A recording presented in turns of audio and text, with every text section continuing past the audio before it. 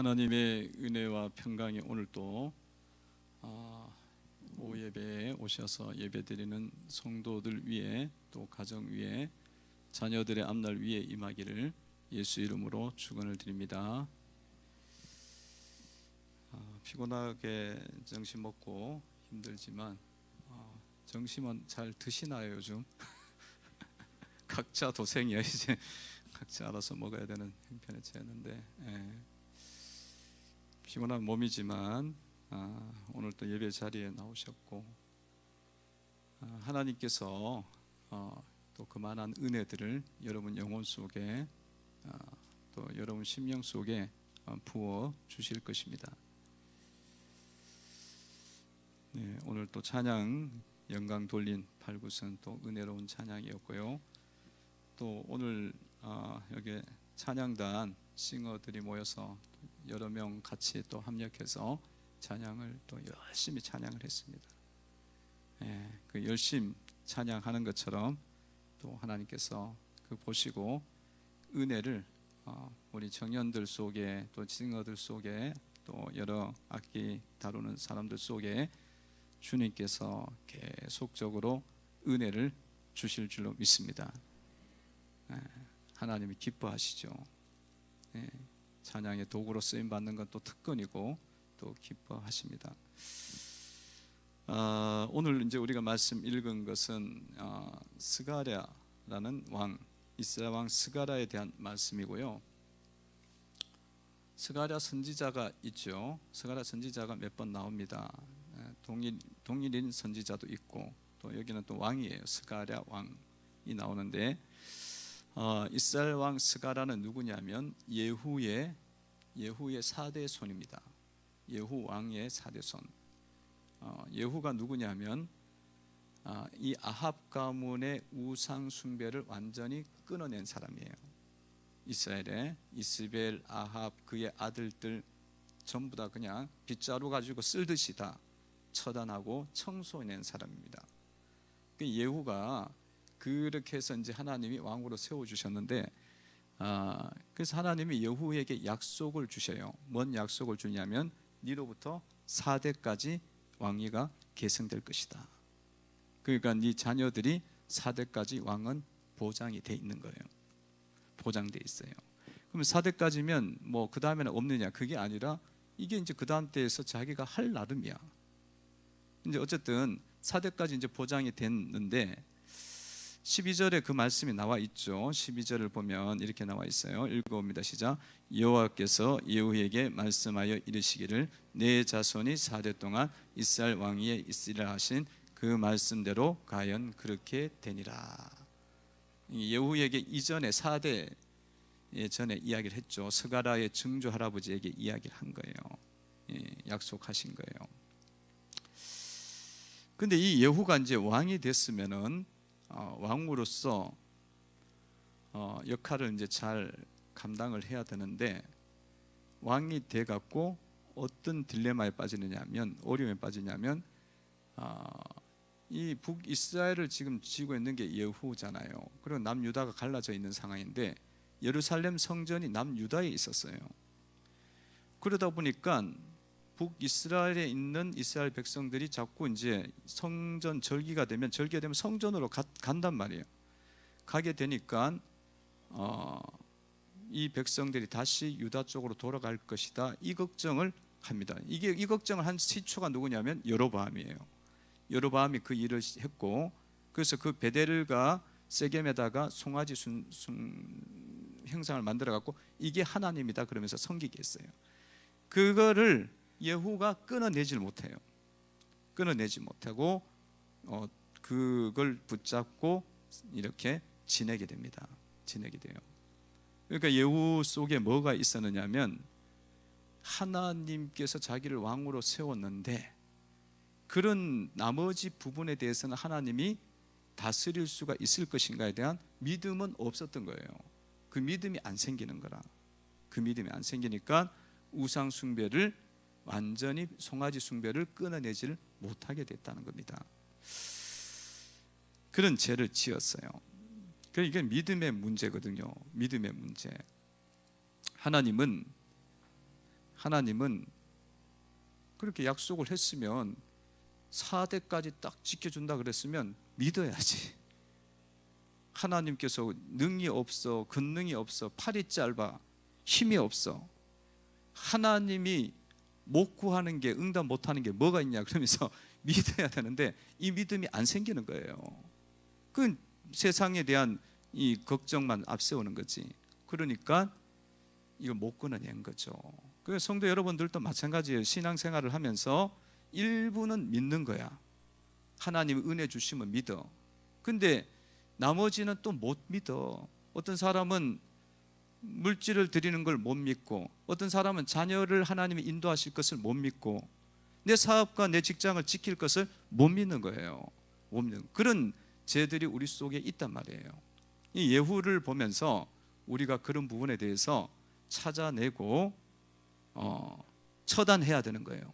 해결해내고 이거 청소해낼 수 있는 믿음이 되셔야 되는 줄로 믿습니다. 이게 이제 자꾸 이제 작업이 들어가. 말씀을 보면서 우리는 그런 것들을 자꾸 이렇게 해결해 나가야 되는 거예요.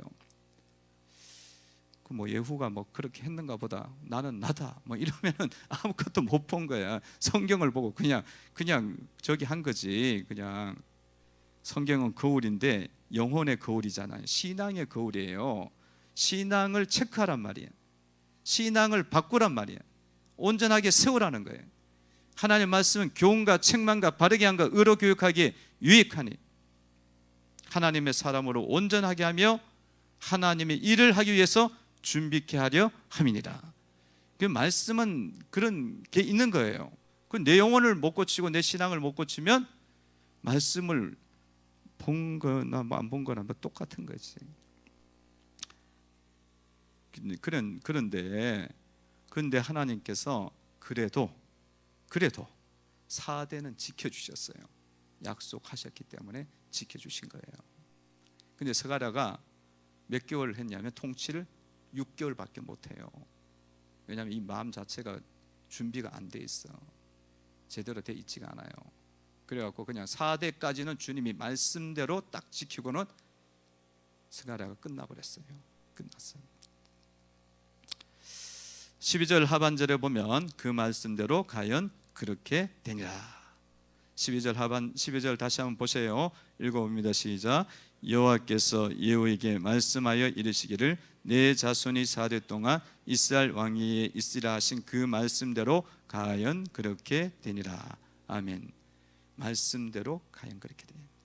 성도 여러분들이 신앙생활하면서 언약의 말씀을 꼭 붙잡으셔야 됩니다. 그 말씀에 대해서 우리는 확실한 믿음을 가져야 돼요. 여기 말씀하신 대로 되잖아. 지금 주님은 신실하신 분이에요. 주님은 너무나 정확하신 분이야. 그러니까 이 말씀만 우리가 잘 붙잡고 그대로만 따라하면 돼. 그러면은 주님께서 은혜 주시고 복을 주시고 길을 열어주셔요. 그래서 출애굽기 26장에도 보면은 나를 사랑하고 내 계명을 지키는 자에게는 1000대까지 은혜를 베푸시니라. 주님 사랑하고 계명을 지키면 주님이 1000대까지 은혜 주신다 그랬으면 주님이 그 말씀하셨으면 분명히 이루시는 거예요. 또 신명기 28장 2절 4절에 보면은 내 몸의 자녀와 내 토지의 소산과 내 짐승의 새끼와 소와 양의 새끼가 복을 받을 것이다. 그래도 신명기도 보면은 말씀을 지킴이에요. 이 말씀을 지키면 네가 살리라. 이 율법을 지키면 네가 살리라. 근데 네가 사는데 어디까지 사느냐면 네 몸의 소생까지 살려주겠다는 거예요. 그게 여러분 자녀까지 살려주는 거예요. 그 어떤 때는 3, 4대까지 살려주는 거야. 이 예후의 경우는 또 때로는 그 말씀을 잘 지켜가는 대가 되면 1000대까지 은혜를 주시는 거예요. 그래서 여러분 주님 말씀을 잘 붙잡고 가시기를 바랍니다. 스가랴가 4대까지는 되고 이제 죽었어요. 지가 그렇게 아버지가 4대 말씀을 받았으면 정신을 바짝 차려야지. 내까지구나. 그렇게 정신을 차리고 왕정을 통치를 잘 해야죠. 말씀대로 살고 그러면 또 하나님이 4대까지, 그 다음에 너는 1000대까지 가라, 그렇게 하시지 않겠어요? 근데 그게 이제 없는 거죠. 없는 거예요. 그래서 스가랴가 이제 죽게 돼요. 누구한테 죽었어요? 살롬이라는 사람한테 죽어요. 살롬은 왕이 돼갖고 며칠을 하냐면 한 달 동안 왕위를 계승해. 갈수록 점점 짧아지네. 한 달 동안. 13절에 보면 나와 있어요. 13절을 읽어봅니다. 시작. 유다 왕 우시야 제39년에 야베스의 아들 살롬이 사마리아에서 왕이 되어 한 달 동안 다스리니라. 아멘. 그러니까 살롬이 스가랴를 쳐 죽여 갖고 자기가 왕이 된 거야. 왕이 됐는데 한 몇 달? 한 달을 했어요. 한 달 하고 끝났어요.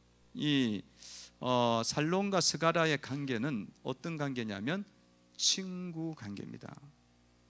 그러니까 어렸을 때부터 이렇게 왕자였잖아요. 누가 왕자였어요? 스가랴가 왕자였잖아요. 그 옆에 있는 이 왕자의 친구였어요. 근데 스가랴가 왕이 됐는데 자기가 그냥 죽인 거예요. 그러니까 이거는 이 살룸의 죄는 어떤 죄입니까? 첫 번째 죄는 이 왕과 신하의 관계를 어긴 죄예요. 이 질서를 무너뜨린 죄고요. 두 번째는 무슨 죄가 있냐면 친구잖아. 그럼 친구면은 협력해주고 동력해줘야 될 사람이란 말이야. 그럼 이거를 무너뜨린 거니까 인간의 어떤 정을 무너뜨린 무정한 사람이에요. 무정한 죄를 지은 거예요. 무정한 죄. 이것을 주었고, 그리고 죽일 때도 어떻게 죽였냐면 백성들이 보는 앞에서 공개적으로 처형을 해버렸어. 그러니까 이게 잔인한 거예요. 잔인하고 포악한 거야. 잔인하고 포악한 거예요. 이런 죄가 이게 지금 살림 속에 있는 겁니다. 살림 속에 있어요. 그래서 보면은 뭐 김정은도 보면은 막 사람 막 갖다 막 때려 죽이잖아요. 그리고 죽일 때 어떻게 죽여요? 막 자기 고모부죠. 고모부를 그냥 이렇게 교수행으로 안 죽이고 그냥 대포를 쏴가지고 대포를 쏴서 죽여버려. 대포를 쏴서. 그 잔인한 거예요. 뭐 오래 가겠습니까? 그렇게 해갖고 얼마 못 가지 그렇게 하면. 이런 죄를 지었습니다. 그래서 하나님께서 살룸 보시고 한 달 만에 심판을 하셨어요. 여러분들 속에서도 이 살룸과 같은 이런 죄들을 한번 우리가 살펴봐야 돼요. 살룸은 질서를 무너뜨렸어요. 이 질서를 무너뜨리는 죄들, 이들이 여러분들 속에 혹시 있다면 그런 부분들도 하나님 앞에서 우리는 해결하고 회개해야 됩니다. 그래서 교회에서는 이 질서가 하나님의 질서가 있어요. 하나님의 권위가 있고 그 권위를 하나님이 위임을 시켜. 목회자에게 위임을 해. 담임 목사에 위임하고 부교육자에 위임하고 직분자에게 위임해요. 그러면 그 라인을 잘 지켜야 돼요. 잘 지켜야 돼. 그걸 이제 이렇게 건드리게 되면은 누굴 건드리냐면 하나님을 자꾸 건드리는 거지. 그래서 그런 질서들을 여러분들이 정확하게 이해를 하고 신앙생활을 할 때에 어려움이 없어요. 어려움이 없습니다. 그래서 여러분들이 교회 속에는 많은 그런 질서들이 있습니다. 순장과 순원의 질서가 있어요. 그러면 이거는 세워진 거니까 이게 위임된 질서거든, 권위거든. 그러면 그건 받아야 돼. 받고 그렇게 다스림을 받아야 되고, 사역팀에서도 질서가 있어. 그럼 세워진 사람이 있으면 그 사역팀에서 그 사람을 또 따라야 돼. 세워놨으면 따라야 되는 거예요. 그리고 교회 전체 운영에도 질서가 있어. 그러면 그 라인을 따라서, 그 원칙을 따라서 가줘야 되는 거예요. 그것이 이제 여러분들 속에 있어야 될 그런 부분들이에요. 그리고 뭐 이렇게 여러분 속에 무정한 것이나 이런 것들이 있다면 그런 세상의 사람들보다 우리가 무정할 수가 있거든요.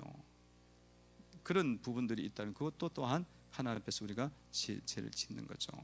자, 이런 많은 것들이 있을 때에 주님 앞에 얼마든지 우리는 범죄할 가능성이 높거든. 있으면은 그냥 뭐 그렇게 죄 짓는 걸로 끝내는 게 아니라 회개를 하시면 돼.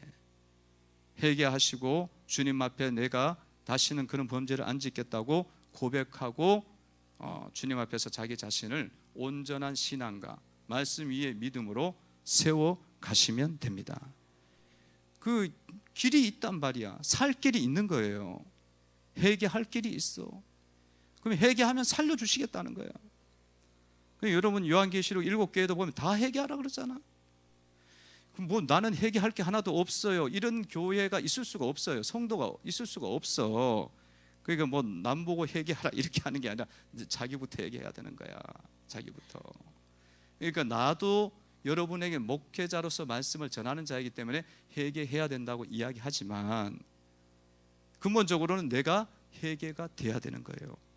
회개가 되고 주님 앞에서 불충하고 주님의 영광을 가리고 주님의 건의를 무시하고 이런 것들이 있단 말이야.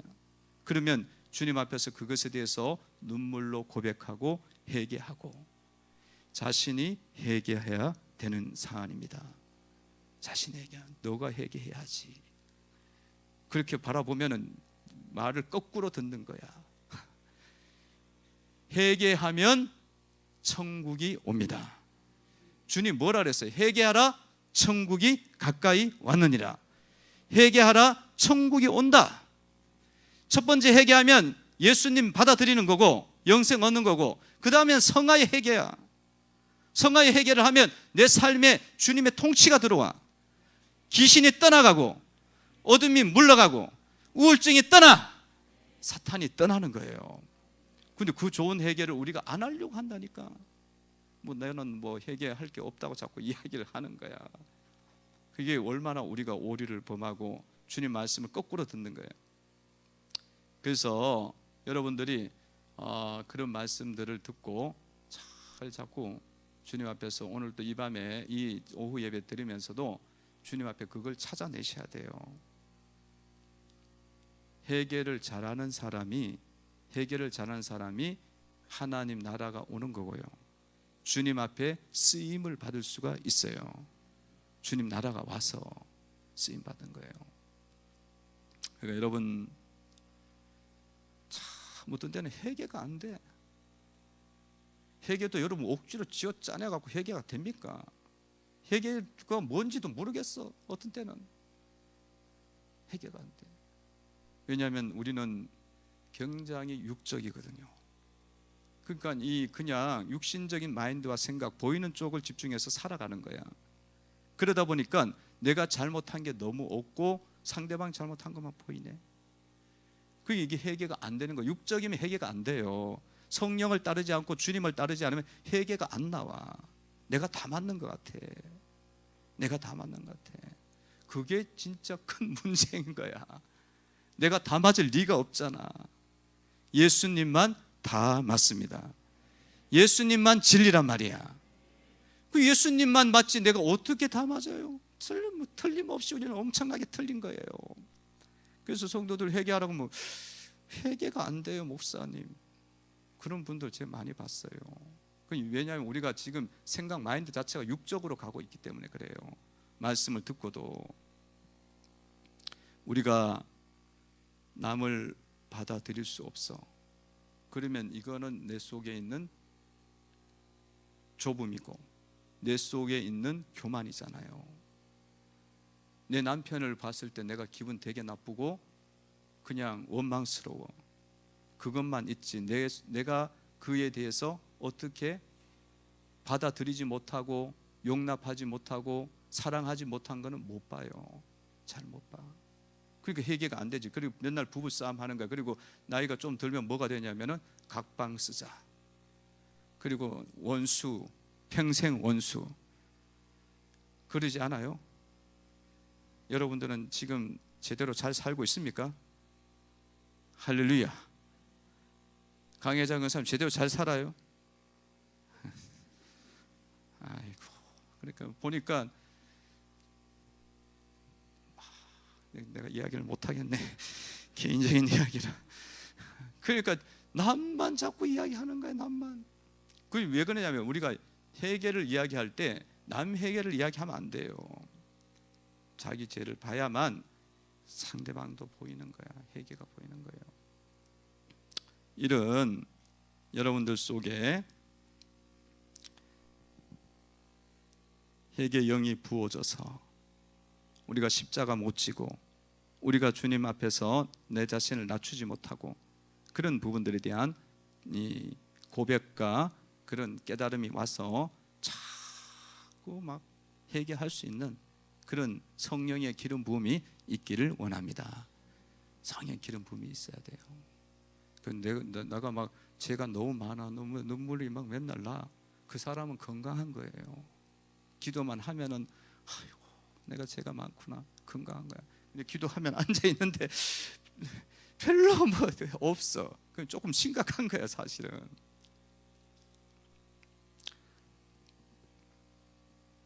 그래서 우리는 살룸을 통해서 참 죄가 많구나 보고요. 문하임은 어떻게 했어요?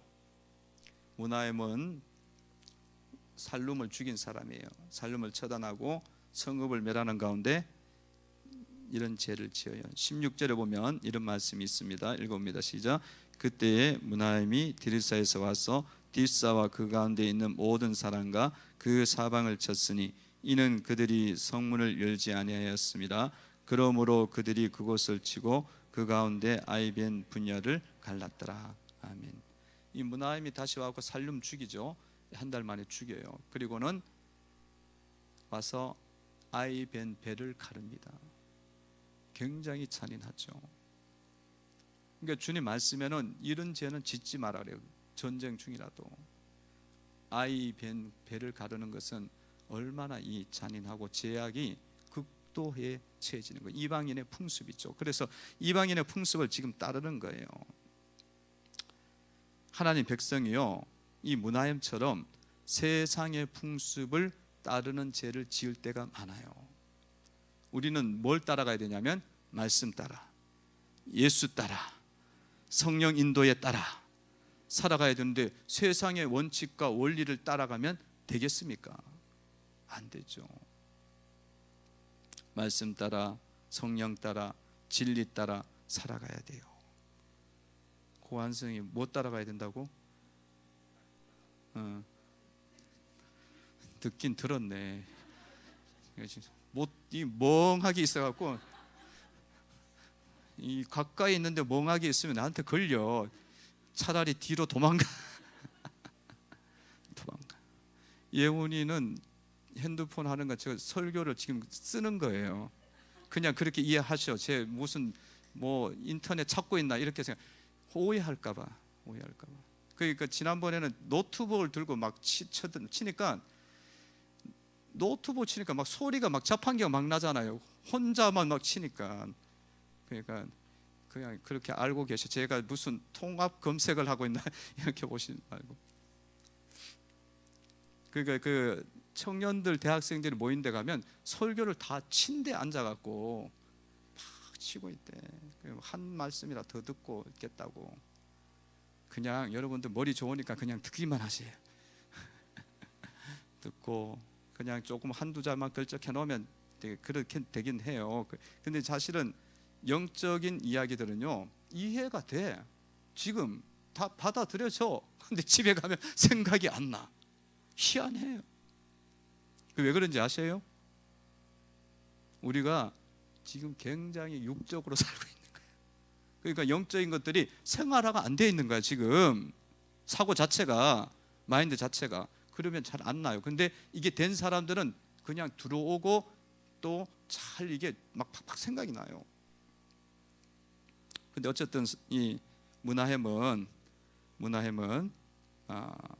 세상 풍습 따라하는데 우리도 세상 풍습 많이 따라요. 그러니까 우리가 예수님 믿고 교회 속에서 세상 풍습 따라가면 안 됩니다. 이게 뭐가 있느냐면 우리 교회들 중에서 교인들 중에서 뭘 많이 따라? 유교를 많이 따라가요. 유교의 풍습. 유교는 뭐 대표적인 게 장유유서, 예절 이런 거잖아요. 여러분 이것들이 나쁜 건 아니에요. 격식을 우리를 좀 절제 있게 만들었거든요. 근데 그게 근본적으로 이게 영적이고 마인드까지도 그렇게 돼야 되거든요. 근데 그게 아니고 유교적인 틀 안에서 주님을 자꾸 섬기려고 해. 그러면 그거 가지고는 어떤 것도 못 살려요. 이 아침에도 제가 말씀드렸지만 마음이 주님의 마음이 되고 성령을 따라야 되거든. 그래야 그게 나온 예절이고 사역이고 섬김이고 능력이 나타나는 거예요. 할렐루야. 그래서 유교의 틀에서 멈추면 절대로 안 돼. 기독교를 그렇게 생명 없는 종교로 만들어 버려요. 그게. 그래서 조심해야 되는 거예요. 그래서 누가 책도 썼잖아요. 이 시대는 공자를 뭐 죽여야 된다든가 버려야 된다고. 옛날에 그 책이 있었어요. 공자가 유교를 만들었으니까. 유교 정도 가지고는 안 돼. 이 발전적 사회와 사회 삶의 변화를 못 일으켜요. 그래도 그 모순도 엄청 많고 그런 것도 있고, 또 불교도 따르는 게 있어요. 우리 속에 세상 풍습 중에 불교 풍습 뭐예요?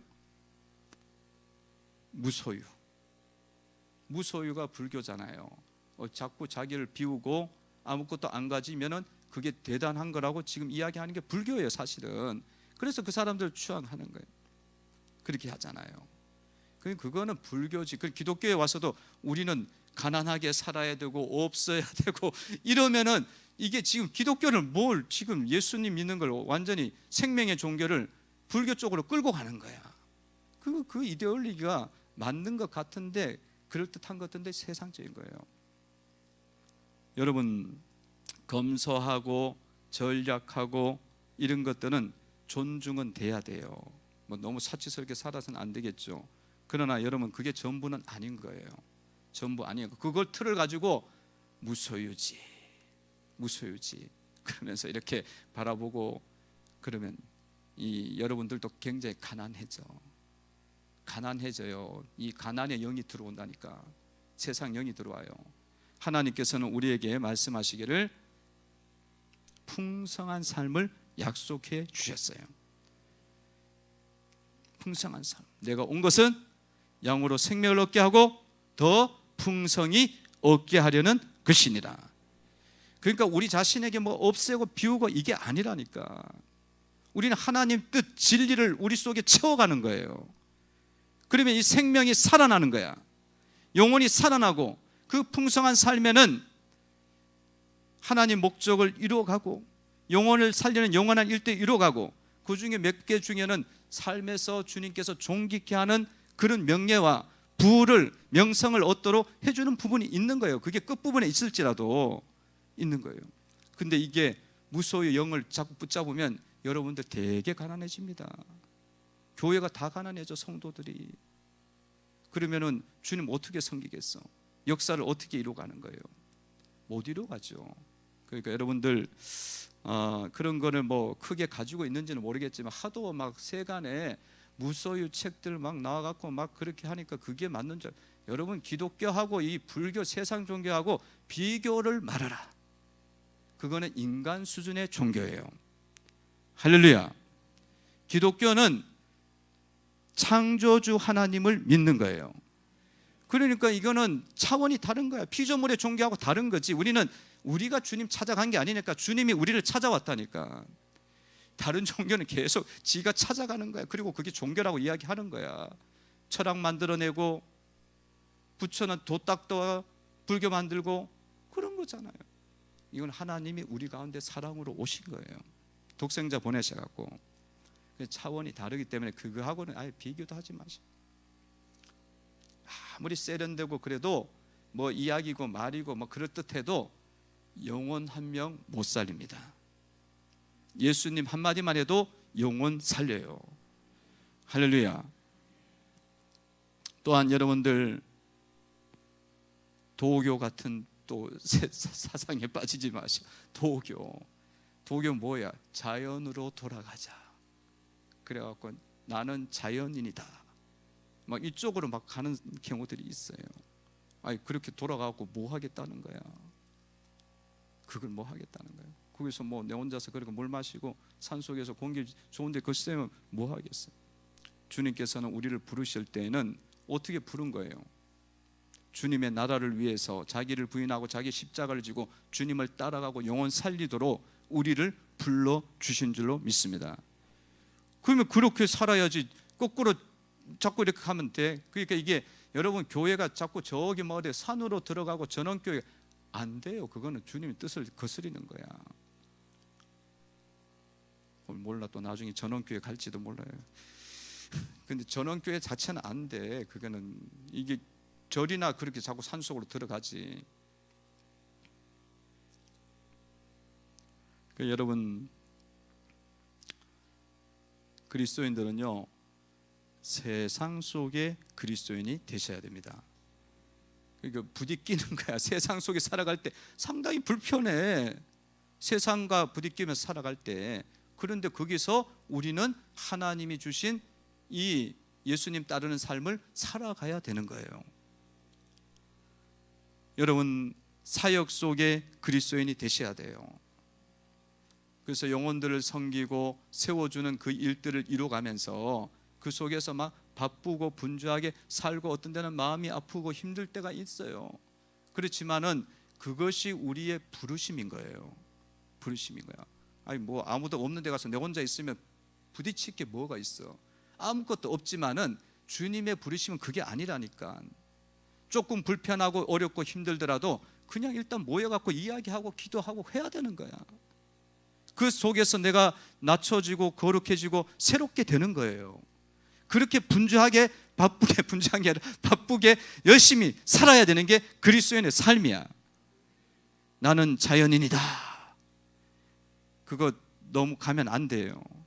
여러분들은 그래서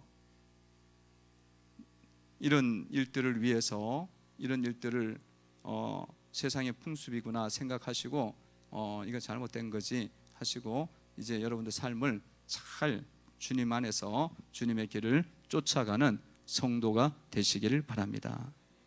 너무 힘들 때도 있어요, 사실은. 그런데 어떻게 하겠어? 주님이 우리를 부를 때 그렇게 불렀거든. 그렇게 불렀으니까 그렇게 살아야 되는 거고. 그리고 여러분 그렇게 사실 때에 주님이 주시는 은혜는 말로 다 할 수 없습니다. 말로 다 할 수가 없어요. 주님이 3, 4대까지 네 몸의 소생까지 그리고 1000대까지 은혜를 주시고 그 은혜가 영적으로도 풍요하고 분명하도록 세워주시는 은혜가 있는 겁니다. 아니 나만 이렇게 막 인생 속에 그렇게 되는 게 아니라 반드시 약속이 뭐냐면 네 몸의 소생까지야. 그리고 네 가축의 새끼까지야. 사업이야. 아니 네만 잘되게 해도 얼마나 감사해 인생 속에서. 근데 반드시 그렇게 연결을 지어주세요. 은혜 주시고. 여러분들이 뭐 이것이 없더라도 우리가 이 은혜가 없더라도 사실은 사역 속에서의 삶은 부르심을 받고 우리가 열심히 살아가는 삶은 축복입니다. 축복이에요. 그렇게 사셔야 돼. 교회 나와갖고 여러분들이 시간이 있으면 나와서 성도를 섬기고 기도하고 어려운 자 없나, 상처받은 자 없나 그들 놓고 중보 기도하고 그런 자들이 있으면 또 찾아가고 신방하고 그런 거예요. 그게 얼마나 불편하고 힘들어. 내 혼자 그냥 집에 커피 한 잔 마시고 이렇게 허젓하게 먼데면 얼마나 좋아. 공기 좋은 커피숍에 앉아갖고 그게 얼마나 좋아. 아무 거리낌이 없고 뭐야 저기 문제성이 하나도 없잖아요. 근데 주님 그렇게 살지 말라는 거야. 그거는 막 가끔 할 수는 있지만 우리가 이렇게 불편하고 아프고 힘든 사람들을 내가 시간을 내갖고 만나야 되고 그를 위해서 눈물로 기도해야 되고 건면했는데도 안 들어. 그러면 또다시 가서 또 이야기해야 되고 이것이 바로 우리가 주님을 따라가는 삶입니다. 할렐루야. 그렇게 살면은 주님이 은혜를 안 주시느냐? 또 은혜도 주셔. 그것도 복된데 그냥 또 은혜도 주셔. 네 몸의 소생까지 3, 4대까지 1000대까지 네 가축의 소생까지 새끼까지 소생이 아니라 새끼까지 자기 직업과 싹상 살려주는 거예요. 그래서 여러분들이 이 사역을 할 때는요, 그 사역 자체가, 내가 섬기는 것 자체가 특권이고 영광입니다. 그런 마인드로 가셔야 돼요. 그렇게 가고, 그리고 그것 자체만 해도 아무것도 없어도 돼요. 근데 또 상급도 준다네. 상도 준다는데 얼마나 좋아요. 얼마나 좋아. 그러니까 여러분, 저도 뭐 목회하면서, 목회가 얼마나 여러 가지 면이 많아요. 다양한 것이 많잖아요. 사람을 이렇게 만져야 되고 만나야 되고 그런 거잖아. 근데 사실은 제가 이렇게 생각을 해보면, 목회직이 참 귀한 직인데 귀한 직이다. 왜냐하면 이런 진리의 말씀을 그냥 내 입에서 이렇게 나갈 수 있게 되는, 내가 도구가 되는 게 얼마나 감사한 거예요. 그리고 성령의 역사가 일어나는 말씀을 내가 전할 수 있는 게 얼마나 감사해요. 그 자체만 해도 기쁜 거예요. 사실 영광이에요. 때로는 조금 피곤하고 힘들지만은 저는 그래서 감사해요. 감사해요. 여러분들은 별로 만족이 안 되겠지만 제가 만족이 되죠. 아멘 소리가 없는 거 보니까. 그러니까 뭐 그럴지라도 할 수 없어. 뭐 어떻게 하겠어. 내가 내 기도 더 하는 수밖에 없고 가는 수밖에 없지. 근데 그런 거예요. 영광이에요. 그래서 여러분들이 주님의 일이 있다, 주님의 사역이 있다, 그게 본질적 사역이다 생각되면요, 여러분들이 그거를 사모하고 접근하셔야 돼요. 남한테 막 자꾸 던져. 그렇게 하지 마라. 그렇게 하지 마. 주님의 일이 그렇게 하찮은 게 아니에요. 이거 귀한 일이야. 끝까지 붙잡으세요. 이 잡은 걸 굳게 붙잡으라 그랬잖아. 그래서 여러분들이 잘 감당하시고요.